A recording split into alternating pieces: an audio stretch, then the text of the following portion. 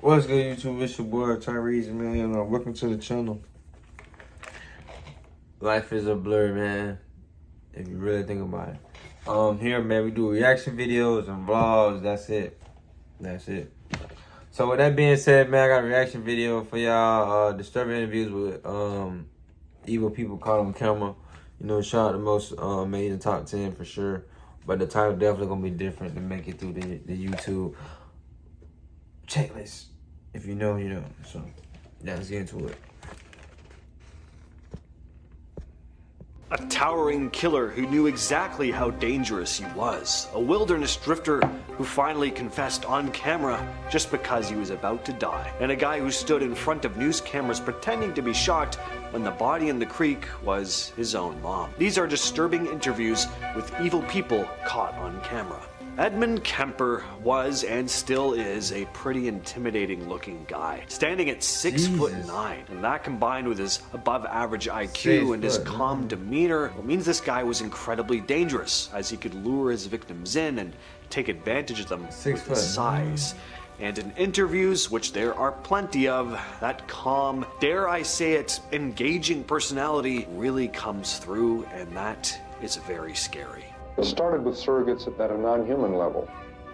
Physical objects, my possessions, other people's, destruction of things that are cared about. And then destruction of things that are living on a lower level, small animals, insects, animals, and then finally people. Known as the co-ed killer, he targeted female college students in the early 70s, usually hitchhikers, then did things so horrific to their bodies afterward, it's just better left unsaid. What makes his interviews so chilling is how casually he talks about all of this stuff. When asked why he started, Kemper said, "I just wondered what it would be like to shoot grandma." He was 15 years old when he did exactly that, taking out both grandparents just to see how it felt. Later, in an interview with FBI agents, Kemper calmly described what he did to his mother, and he made one of the most chilling statements I've ever heard. And I cut off her head, and I humiliated her corpse. What's really eerie about Kemper, aside from how damn normal he sounds while talking about some of the most twisted things you can imagine, is how oddly self-aware he is in his interviews. He's so self-analytical, so different from guys like Charles Manson who just come off like these unhinged lunatics. Kemper once said he knew he was a walking time bomb. He knew exactly how dangerous he was, but he didn't hide from it. It's one thing to commit horrific acts, it's another to know what you're doing is evil and to just accept and embrace it anyway. Gary Michael Hilton just recently confessed on camera to a crime everyone pretty much knew he was responsible for, but he'd never actually come out and said it. Known as the National Forest serial killer, Hilton used his survival skills to hide in plain sight while targeting people in remote parks across multiple states. His crimes stretched from Georgia to Florida to North Carolina, and yet for years no one connected the dots. Hilton finally broke his silence in an interview at 78 years old, saying simply, "It's time." Staring right into the camera, he admits to something he denied for 17 years. I'm gonna give you a news scoop. I did it. So there you have it. You did it. Yes, I'm confessing to a murder on camera. When asked why now, his response was just because I'm going to die soon. He also had no issue labeling himself. Sort of. When the interview asked if he was a psychopath, Hilton replied, "No." Sociopath? He said, "I have part of that in me." And when the term serial killer was brought up, he dismissed it, just saying it was no big deal, or a dime a dozen. In June of 2018, Matthew Haverly stood in front of local news cameras outside his home in Bradford County, Pennsylvania. A body had been discovered in a nearby creek, and reporters were gathering interviews with residents to get their reactions. Haverly gave the impression of a guy just as shocked as everyone else, casually throwing around theories and going into all this detail about how it was probably a hit and that it would be a good place to dump the body. It would be like a place where people from the city would want to put a body because most likely they wouldn't be found.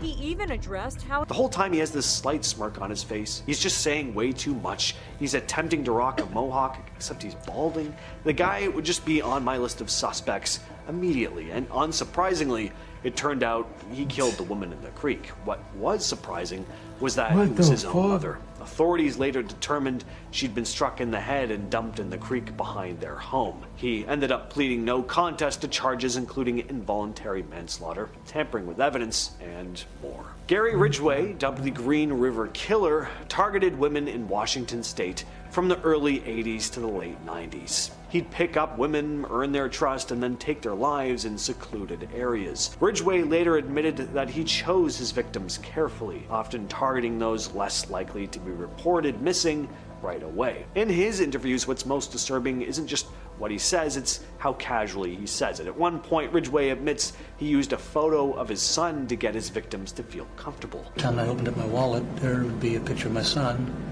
on one side, behind my ID, here's my ID, I hide my name, and they'd see that, and that would lower any big defenses.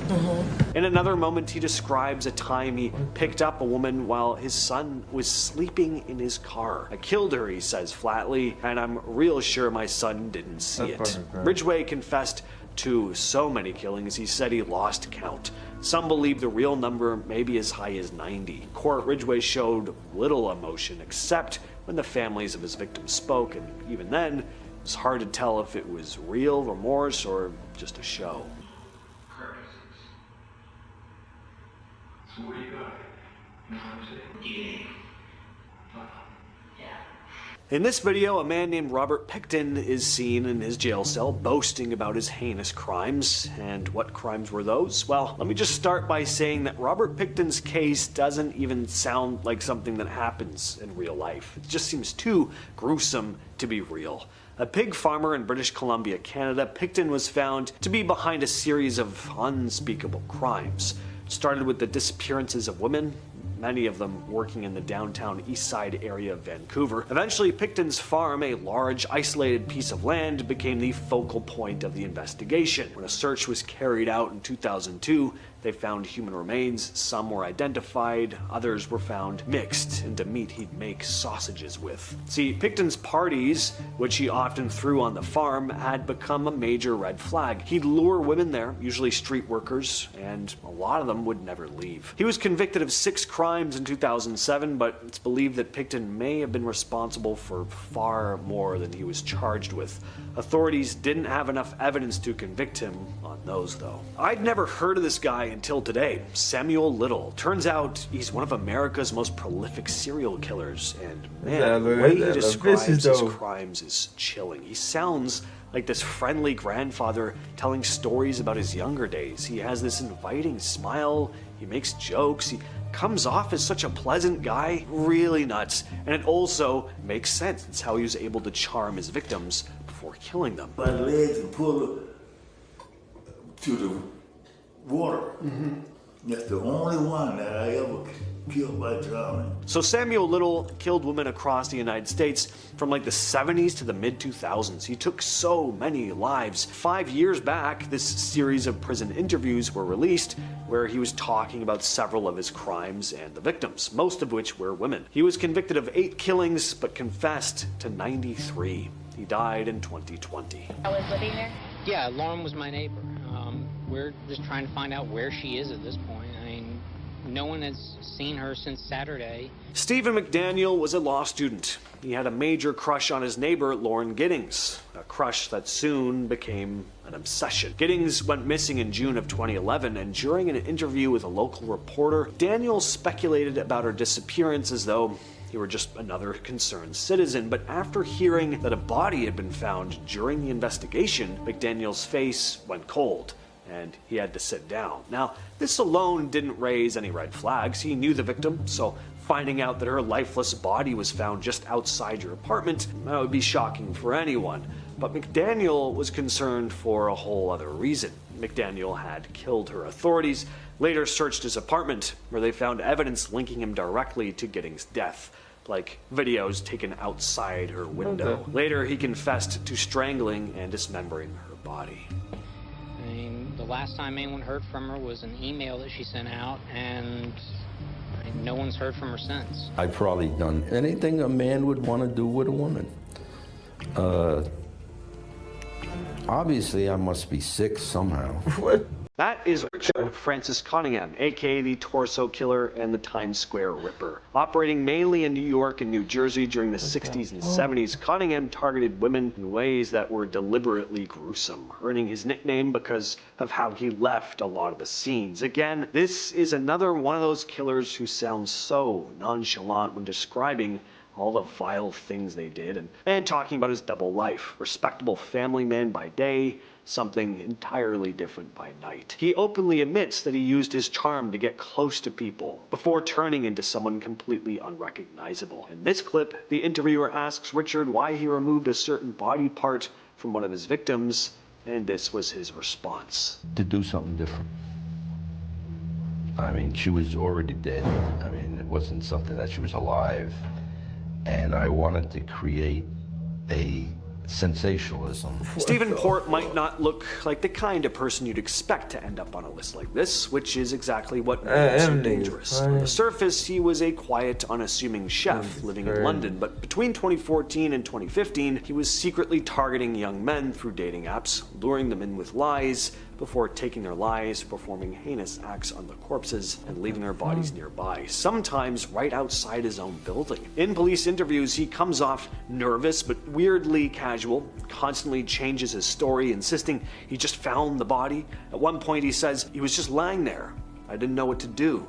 Over and over, painting himself as this clueless bystander. But the biggest gut punch is that police initially believed him. For months he got away with this, even though the deaths were happening in the same area under suspiciously similar circumstances. When the truth finally came out, it turned out he'd tampered with evidence and lied repeatedly to cover his tracks. The interviews with him are hard to watch, not because he's angry or aggressive, but because he's emotionless, even when describing the moments after each victim died. Did you write this letter to CRT 11?